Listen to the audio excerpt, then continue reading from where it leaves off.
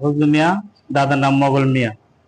আসলে ওই দীর্ঘদিন ধরে আমি দেশে বাইরে ছিলাম, বাইরে আসাতে টাকা খালে আমার ভাইকে নির্মম হত্যার চেষ্টা করছে। ওরা আগে থেকে চক্রান্ত করে আমার ভাইকে মৃত্যু করে মারার জন্য ওরা প্রকৃত ভাবে তারা ষড়যন্ত্র করেছে।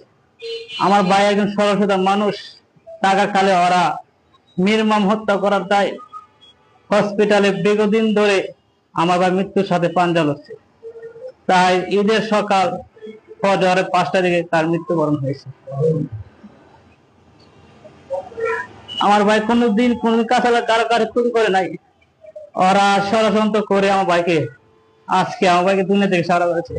আজকে আমার ঘরে খাওয়া দাওয়া কোনো ভাই ভাবি মা দীর্ঘদিন অসুস্থ হয়ে পড়েছে। আমরাই নির্বিচার চাই, থানা ওসি ডিসি ভাই সাংবাদিক ভাই বোনেরা, আপনারা জোরালো ভাবে আমার ভাইয়ের নির্বিচার পাওয়ার জন্য আপনাদের কাছে নিকুশ। দুদিন আগে মেডিকেল ভর্তি করায়, ঈদের দিন তার 5টার সময় মৃত্যু হয়েছে।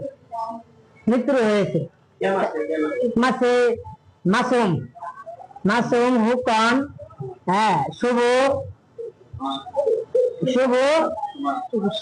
সুমন, সুরাব, এরা চক্রান্ত করে আমার ভাইকে মৃত্যুর মাঝে নিয়ে তাদের দিকে মৃত্যু হয়েছে। রহমানুর রহিম, আমার নাম মাহফুজ আহমেদ, বাবার নাম ফজলু মিয়া। আমার বাইকে 7 মাস আগে ওরা ভাবে মনে করেন রড দিয়ে এখানে হাড্ডিগুলো ভেঙে দিয়েছে। তারপরে আমরা চিকিৎসার যাবত অনেকদিন চিকিৎসা করছি।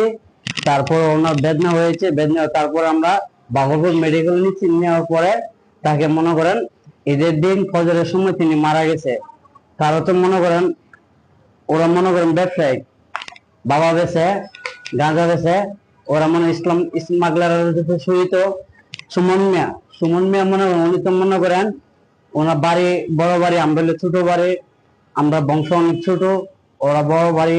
ওরা মনে করেন কয়েকদিন পরে আমাদের বাড়ির উপর নিয়মভাবে অত্যাচার করে, নির্যাতন করে।